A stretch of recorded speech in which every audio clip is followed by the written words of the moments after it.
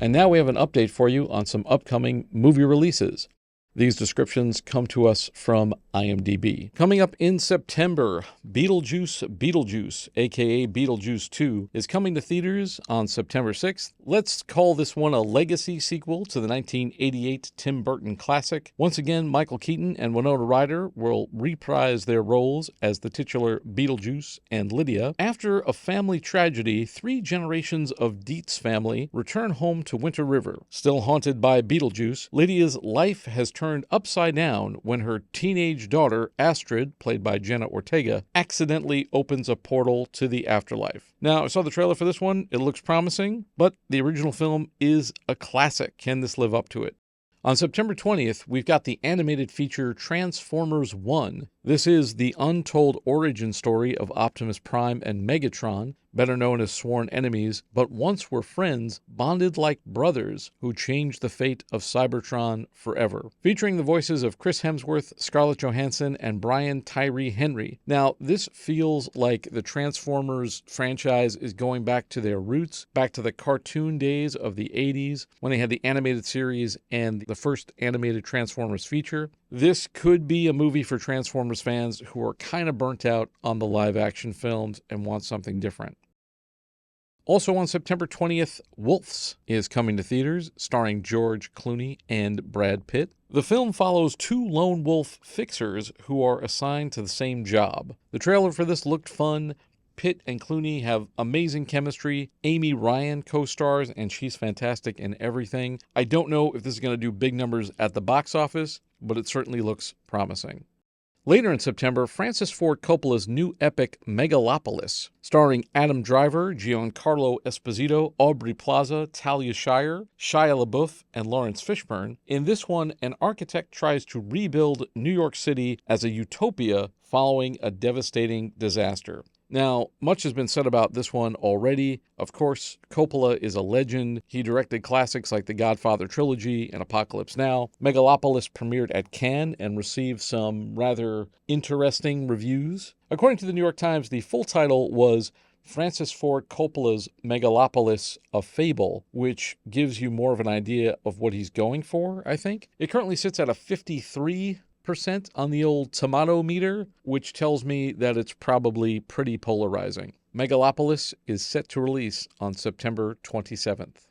Then in October, the sequel to the 2019 smash hit Joker, Folie, Deux, dances its way into theaters on October 4th. Joaquin Phoenix will reprise his role as Arthur Fleck, aka Joker, and Lady Gaga stars as Harley Quinn. I thought the original movie was basically like Martin Scorsese's Joker movie. I thought the Batman stuff was very much window dressing, but Phoenix's performance is great. It also looked great with some brilliant production design and cinematography. I personally probably won't rush out to see this one, but I'm sure a lot of people will.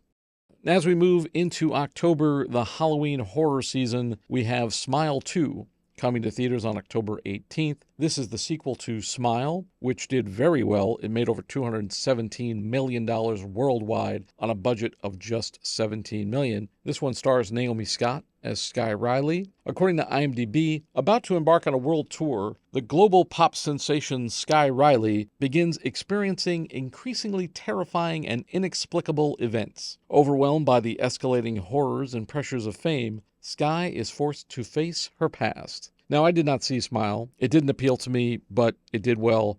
So if this one does well, we'll probably get a dozen of these. Speaking of sequels, on October 25th, Terrifier 3, starring David Howard Thornton and Jason Patric. In this one, Art the Clown is set to unleash chaos on the unsuspecting residents of Miles County as they peacefully drift off to sleep on Christmas Eve. What can I say? I'm sure this one is going to be as advertised. If you like Terrifier 1 and 2, you'll probably like this one. Also, on October 25th, Venom the Last Dance, starring Tom Hardy, Juno Temple, and Chiwetel Ejiofor. According to IMDb, Eddie and Venom are on the run, hunted by both their worlds, and with the net closing in, they are forced into a devastating decision that will bring the curtains down on Venom and Eddie's last dance. This one also stars Rhys Ifans, who played Dr. Kirk Connors / the Lizard in the Amazing Spider-Man films and Spider-Man No Way Home. I'm betting he's reprising his role here to somehow connect it back to the Spidey universe. Not sure that's going to work, but we'll have to see. On November 15th, Red 1, starring Dwayne "The Rock" Johnson, Chris Evans, and Lucy Liu. According to IMDb, after Santa Claus, codenamed Red 1, is kidnapped, the North Pole's head of security must team up with the world's most infamous bounty hunter in a globe-trotting, action-packed mission to save Christmas. This movie kind of feels like the movie Red Notice, but for Christmas.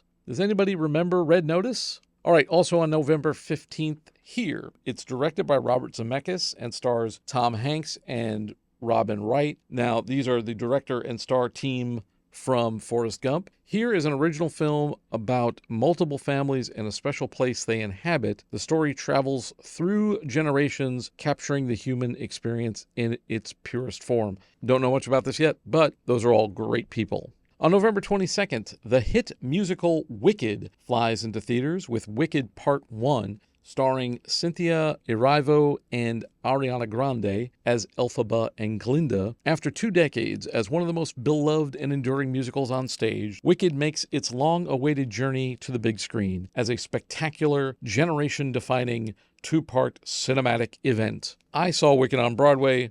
It is a big, great spectacle. The first act is basically an origin story for Elphaba, aka the Wicked Witch of the West. I'm thinking that's going to be part 1, and then act 2 in the play is the retelling of The Wizard of Oz told from the witch's point of view. And I'm thinking that'll probably be the part 2 movie. It's a lot to pull off in a movie, but I'm sure this will probably crack $1 billion at the box office because the fan base is huge. Also on November 22nd, Gladiator II, the sequel to the Academy Award-winning Gladiator, which starred Russell Crowe and was directed by Ridley Scott. Scott returns to the director's chair for this one, and it stars Paul Mescal. The story follows Lucius, the son of Maximus's love Lucia, after Maximus's death. All right, are you excited for this one? Gladiator came out in 2000. That was 24 years ago. Are people going to remember that movie? Do they want a sequel? We'll find out come November. On a lighter note, Disney's Moana 2 splashes into theaters on November 27th. After receiving an unexpected call from her wayfinding ancestors, Moana journeys to the far seas of Oceania into the dangerous, long-lost waters for an adventure unlike she's ever faced. Moana came out in 2016 and did pretty well at the box office on an estimated budget of $150 million. It made $650 million worldwide. Were people clamoring for another Moana? I don't know, but Inside Out 2 was gangbusters at the box office this summer, and I'm sure Disney is hoping that this sequel will bring that kind of magic once again. On December 6th, this film is called Night Bitch. Interesting title. It stars Amy Adams as a woman who puts her career on pause to be a stay-at-home mom, and soon her domesticity takes a surreal turn. This one also stars Scoot McNairy, who is in Blood for Dust, which we covered earlier this year. Then, on December 13th, The Lord of the Rings, The War of the Rohirrim. This is another animated feature featuring the voices of Brian Cox and Miranda Otto. You'll remember Miranda Otto, she played Éowyn in the Lord of the Rings trilogy. This is the untold story of Helm's Deep, hundreds of years before the fateful war. This film tells the life and blood-soaked times of the founder Helm Hammerhand, King of Rohan. Are there hardcore Lord of the Rings folks out there who were dying for another animated Lord of the Rings feature? We'll see. Then another offering from Disney, Mufasa, The Lion King, roars into theaters on December 20th. The original Lion King came out in 1994, 30 years ago. In this sequel, Simba, having become king of the Pride Lands, is determined for his cub to follow in his paw prints while the origins of his late father, Mufasa, are explored. This one looks like the Godfather 2 of Lion King films. Will this make $1 gajillion at the box office for Disney? We shall see.